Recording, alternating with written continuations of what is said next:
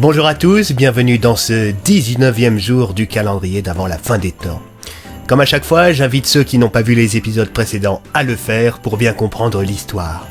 Une fiche s'affiche en haut à droite de l'écran et vous pourrez retrouver le lien vers les épisodes précédents dans la description. Pour les autres, je vous souhaite de passer un bon épisode.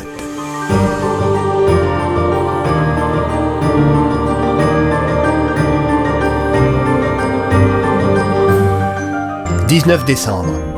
La nouvelle de la mort du maire Préjean avait une nouvelle fois secoué les Marmottanais. Beaucoup considéraient désormais la fonction comme étant maudite et personne ne s'était manifesté pour prendre la place de ce dernier, de peur de connaître le même sort que lui.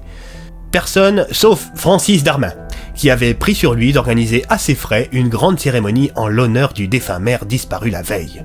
Toute la ville était conviée et on promettait aux habitants une sécurité totale résultant de la collaboration étroite entre les services de sécurité de M. Darmin et celle de la police de Marmottan. L'inspecteur Bloom s'était glissé dans la foule pour écouter les ragots.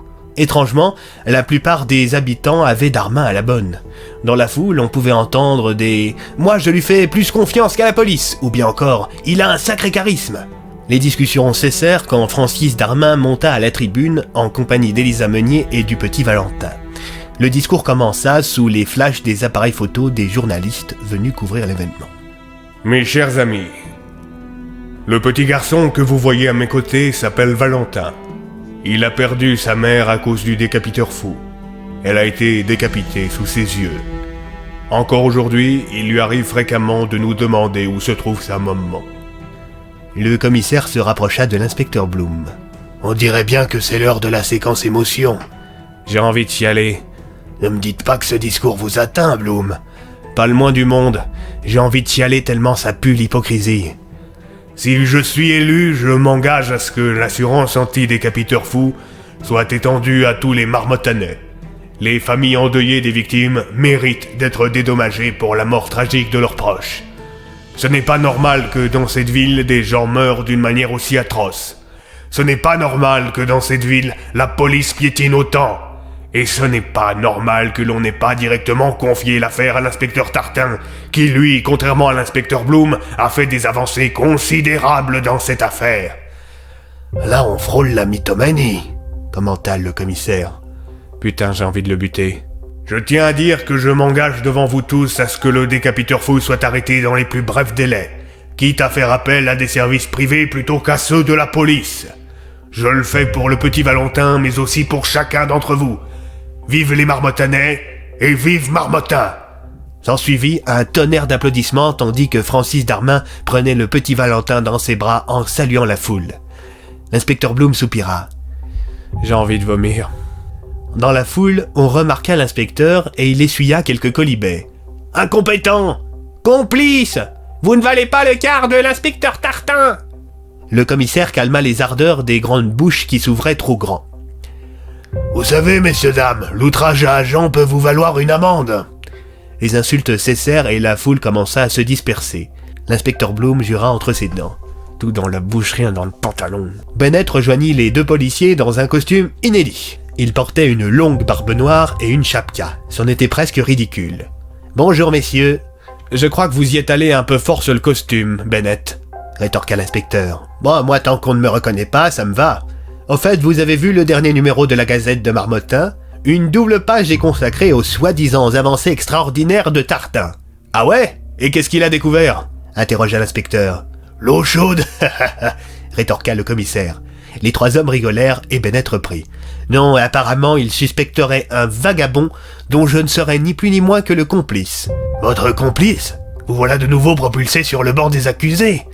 répliqua le commissaire. « C'est pour ça que j'ai pris la liberté de varier un peu mon costume. » Darmin remarqua l'inspecteur et le commissaire. Il s'approcha des trois hommes sans se rendre compte que l'homme à la barbe noire était le désormais très recherché Andrew Bennett.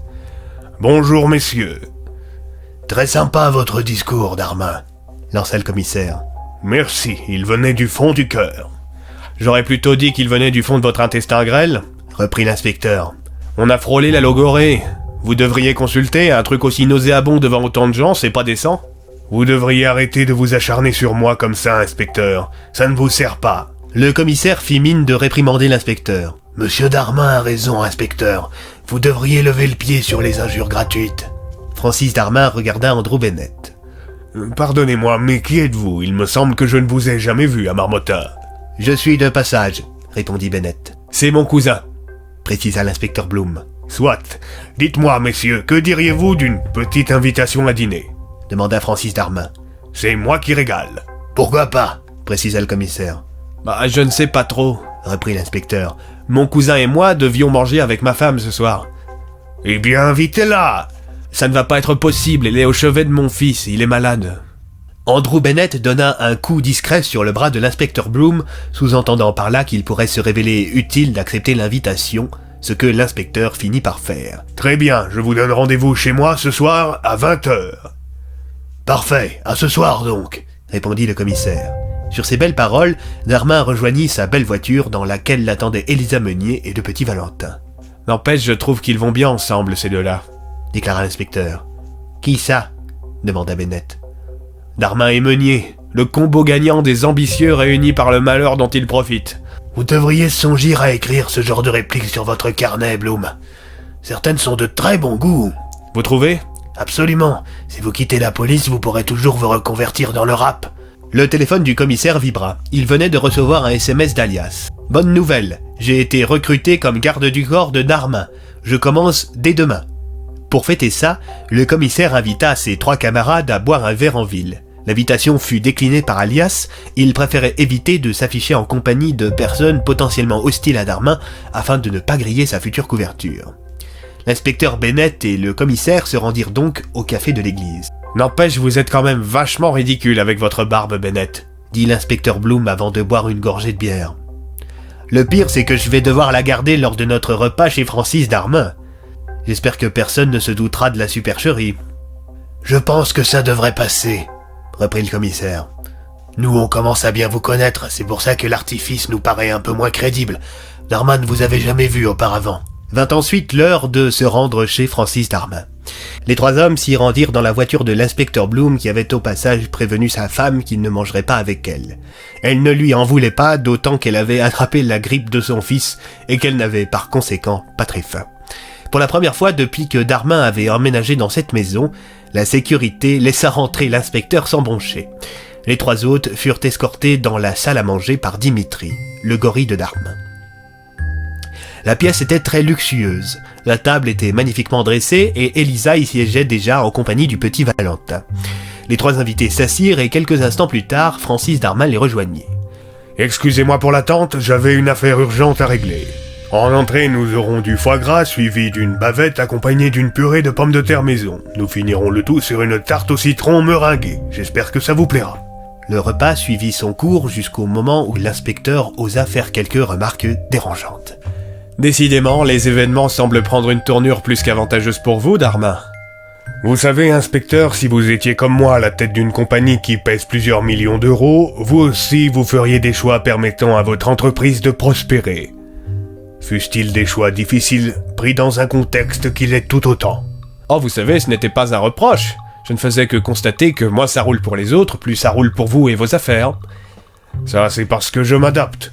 Il y a toujours du positif à tirer du négatif. En ce sens, Élisa et moi, nous ressemblons beaucoup. Elle a su tirer le meilleur du pire, et la voilà maintenant sous le feu des projecteurs. Elle qui, quelques semaines plus tôt, écrivait des petits articles dans la Gazette de Marmottin, se retrouve aujourd'hui invitée sur les plateaux de télévision et dans des émissions radiophoniques nationales. Je comprends que vous puissiez être choqué par tout cela, inspecteur, mais le fait est qu'Élisa et moi-même avons choisi de lutter plutôt que de nous laisser submerger par ces horreurs. Darmin fut interrompu dans ses envolées lyriques par Dimitri qui vint lui glisser quelques mots à l'oreille. Darmin reprit avec un air grave. « Messieurs, j'ai une triste nouvelle à vous annoncer. »« Que se passe-t-il » demanda le commissaire en buvant une gorgée de vin. « Un Marmottanais vient d'être assassiné par le décapiteur fou. »« Et comment pouvez-vous être au courant avant moi ?» demanda le commissaire alors que son téléphone s'était mis à sonner. C'était Tartin qui l'appelait pour lui délivrer la même information que Darmin lui avait donnée quelques secondes plus tôt. « Dites-moi, Darmin, demanda l'inspecteur, vous ne fricoteriez pas un peu avec l'inspecteur Tartin par hasard ?» Disons qu'il me tient au courant des avancées de l'enquête. Le commissaire Tassier prit un air menaçant. Vous savez que vous risquez très gros si on apprend que vous court-circuitez la police, monsieur Darmin. Darmin ne répondit pas et se contenta de se proposer de conduire l'inspecteur et le commissaire sur la scène de crime, accompagné d'Elisa Meunier, qui avait pris soin d'embarquer avec elle un appareil photo.